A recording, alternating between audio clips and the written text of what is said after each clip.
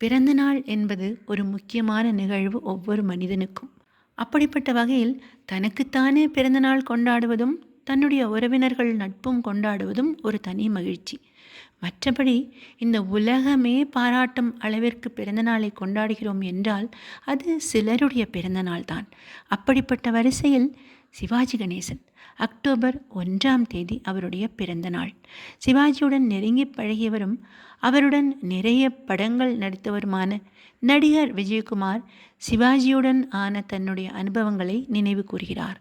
நடிகர் திலகம் நடிப்பு சாம்ராட், ஷாயின்ஷா, சக்கரவர்த்தி நடிப்பு கிங், மொனார்க் என எந்த பெயரில் அவரை அழைத்தாலும் அது சிவாஜியின் நடிப்பு திறமையை முழுவதும் வெளிப்படுத்தாது.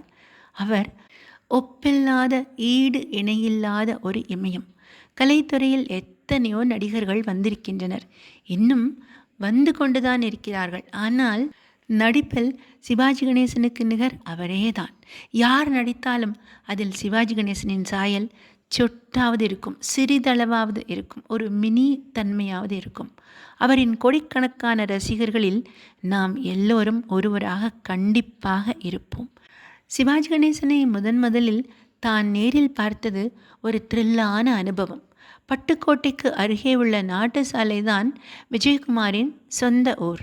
அங்கு பல நாடக கம்பெனிகள் இருந்ததால் நாடகசாலை என்று பெயர் பெற்று பிறகு அது நாட்டு சாலையாக மருவியது.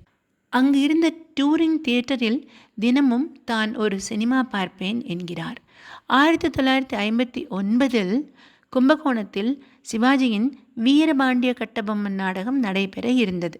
சுற்று வட்டார கிராமங்களுக்கு அம்பாசிடர் காரில் சென்று நாடகத்துக்கு விளம்பரம் செய்து டிக்கெட்டை விற்றார்கள். தானும் தன்னுடைய நண்பர்களுமாக மொத்தம் 14 டிக்கெட்டுகள் வாங்கியிருக்கிறார்கள். நாடகம் நடக்க இருந்த கும்பகோணத்திற்கு செல்ல 40 கிலோமீட்டர் தூரம் சைக்கிளில் சென்றிருக்கிறார்கள். சிவாஜி நாடகத்தை பார்க்க ஏராளமான கூட்டம். ரசிகர்கள் மிகப்பெரிய அளவில் வந்திருந்தார்கள்.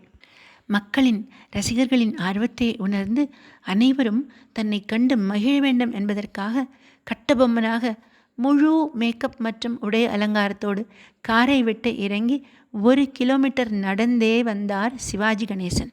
கும்பகோணத்தில் திறந்த வெளி தியேட்டரில் நாடகம் நடைபெற்றது. அன்றுதான் சிவாஜியை முதலாக அருகிலிருந்து விஜயகுமார் பார்த்திருக்கிறார்.